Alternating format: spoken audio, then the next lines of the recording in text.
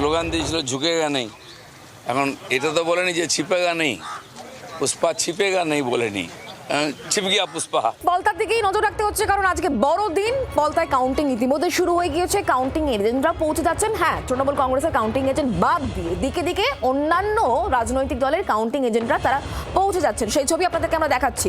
জাহাঙ্গীরবিহীন ফলতা, সেখানে result out. Jahangir মাঠে ময়দানে একেবারেই নেই। জাহাঙ্গীরের সঙ্গী সাথী তারাও কিন্তু মাঠে ময়দানে নেই। পোস্টাল ব্যালট থেকে শুরু করে ইভিএম গণনার কাজ ইতিমধ্যে শুরু হয়েছে এবং পোস্টাল ব্যালটেই দেখা যাচ্ছে যে বিজেপি কিন্তু এগিয়ে। কাউন্টিং সেন্টারগুলোর বাইরে নিরাপত্তা যথেষ্ট আঁটোসাঁটা করা হয়েছে। সেই ছবি আপনাদের সামনে আমরা সকাল থেকে তুলে ধরছি। সময়ের সঙ্গে সঙ্গে পরিষ্কার হবে ছবিটা যে 207 থেকে বিজেপি 208 হচ্ছে। এটা জাস্ট একটা সময়ের অপেক্ষা, আর খানিকক্ষণের মধ্যে পুরো ছবিটা পরিষ্কার হয়ে যাবে। তবে তার আগে জোর কদমে গণনা চলছে। এই গণনা প্রক্রিয়া নিয়ে আমরা আরো জানবো, কথা বলবো। আমাদের সঙ্গে বিক্রম রয়েছেন, আমাদের প্রতিনিধি একেবারে সরাসরি। বিক্রম, ঘন্টা খানেকের বেশি সময় হয়ে গেল, এখনো পর্যন্ত আপডেট কি তোমার কাছে?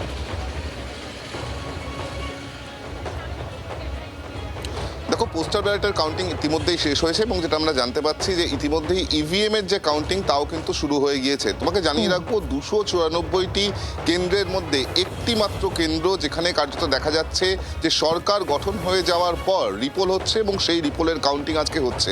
এই মুহূর্তে আমি ডায়মন্ড হারবার উইমেন্স ইউনিভার্সিটির সামনে দাঁড়িয়ে আছি, যেখানে তুমি দেখতে পাচ্ছ কাউন্টিং চলছে। ত্রিস্তরীয় নিরাপত্তার বলয়ে রাখা হয়েছে। একদিকে যেখানে দেখা যাচ্ছে কেন্দ্রীয় বাহিনীর জওয়ানরা তারা যেরকম রয়েছেন, ভেতরেও কেন্দ্রীয় বাহিনীর জওয়ানরা রয়েছেন, বাইরে রাজ্য পুলিশ এবং অবশ্যই দেখাবো যে সিআরপিএফ এর সাজোয়া গাড়ি, মার্কসম্যান যে গাড়ি, সেই গাড়িও কিন্তু এখানে রয়েছে, যাতে কোনো রকম কোনো অশান্তির ঘটনা না ঘটে, অপ্রীতিকর ঘটনা না ঘটে, তার জন্য কিন্তু প্রশাসন এবং সিআরপিএফ একেবারে তারা তটস্থ হয়ে রয়েছে।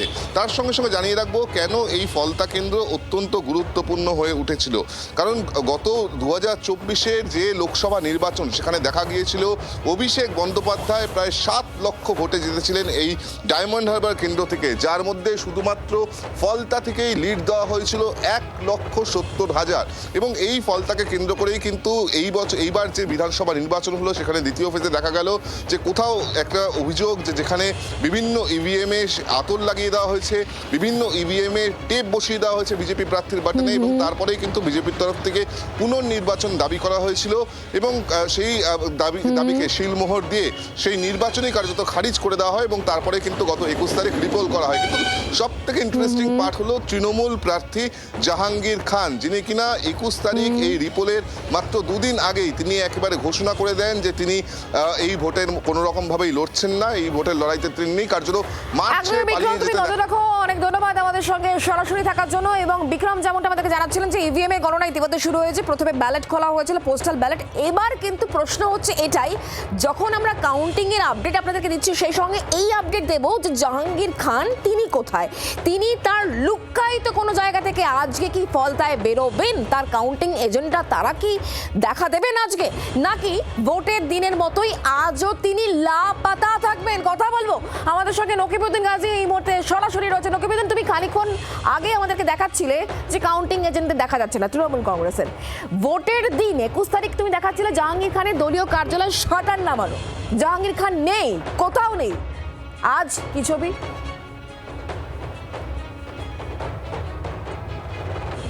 যেটা গান আছে, তোমার দেখা নাই রে তোমার দেখা নাই, সত্যি জাহাঙ্গীর খানের এখনো দেখা পাইনি আমরা। আর এই যে কাউন্টিং সেন্টারে, অর্থাৎ যে যেখানে গণনা সেন্টারে, সেই মহিলা বিশ্ববিদ্যালয় ডায়মন্ড হারবারে মহিলা বিশ্ববিদ্যালয়ের বিজেপির প্রার্থীকে দেখা যাচ্ছে, সিপিএম এর কর্মী সমর্থকদের এজেন্টদের দেখা যাচ্ছে, তৃণমূল কংগ্রেসের কর্মী সমর্থকদের কোনো দেখা নেই। রাস্তার মধ্যে বিজেপির যারা আছে, রাস্তায় 117 জাতীয় সড়ক, সেখানে তারা উল্লাস করছে। এই যে ডায়মন্ড হারবার মহিলা বিশ্ববিদ্যালয়ে যে 19টা টেবিলে গণনার যে সিস্টেম, যে 21 রাউন্ড গণনা হবে, সেই গণনা কেন্দ্রে যেখানে সব দলের এজেন্ট থাকার কথা, সেখানে দেখা যাচ্ছে তৃণমূল কংগ্রেসের কোনো এজেন্ট নেই। মূলত এজেন্ট না থাকার কারণে বোঝা যাচ্ছে যে পুষ্পা কোথায় যেতে পারে। পুষ্পার না দেখা গেলেও তার এজেন্টে দেখা যাচ্ছে না। সেই কারণে স্বাভাবিক কারণেই এই যে মহিলা বিশ্ববিদ্যালয়ের গণনা কেন্দ্রে যখনই পুষ্পাকে দেখা না পেলেও তার যে সৈন্যবাহিনী, তার যে এজেন্ট, সেই এজেন্টদের না দেখা গেলে তার স্বাভাবিক, কোথায় তিনি এবার খুঁজতে হবে তাকে। ফলে তোমায় বলে রাখি যে এই গণনার সময় আর বেশিক্ষণ হয়তো লাগবে না, ঘন্টা দুয়ের মধ্যে সবকিছু ফল বেরিয়ে যাবে। ইতিমধ্যে ইভিএম মেশিন তারা গণনা শুরু করছে, প্রথম রাউন্ডে গণনা চলছে। সেই গণনার প্রথম ট্রেন্ডে দেখা যাচ্ছে বিজেপির এগিয়ে আছে। ফলে বোঝা যাচ্ছে পুষ্পার যে জাহাঙ্গীর খান, এই জাহাঙ্গীর খানের যে তার যে এতদিন যে সাম্রাজ্য, সেই সাম্রাজ্যের পতন ঘটতে চলেছে। এবং ফলে তুমি জানো এই যে যখন এখানে নির্বাচন হয়েছিল এপ্রিলে 29 তারিখে, এপ্রিল মাসের 29 তারিখে যখন ভোট নির্বাচন হয়ে যায়, তার উপরে যে অভিযোগ উঠেছিল একাধিক, সেই অভিযোগের ভিত্তিতে পুনর্নির্বাচন সেই অভিযোগের পরিপ্রেক্ষিতে পুনর্নির্বাচন এবং সেই অভিযোগের পরিপ্রেক্ষিতে নির্বাচনে সাধারণ মানুষ দেখা গেল যে ভোটের লাইনে একেবারে শান্তিতে দাঁড়িয়েছিলেন, খোলা মনে তারা ভোট দিতে পেরেছিলেন। আজকে কি হয় 2 ঘন্টার মধ্যে ছবি ক্লিয়ার হয়ে যাবে, তুমি নজর রাখো। অনেক ধন্যবাদ আমাদের সঙ্গে সরাসরি থাকার জন্য। দিলীপ ঘোষ রাজ্যের পঞ্চায়েত মন্ত্রী, তিনি ফলতার আজকে কাউন্টিং নিয়ে কি বলছেন শোনাই।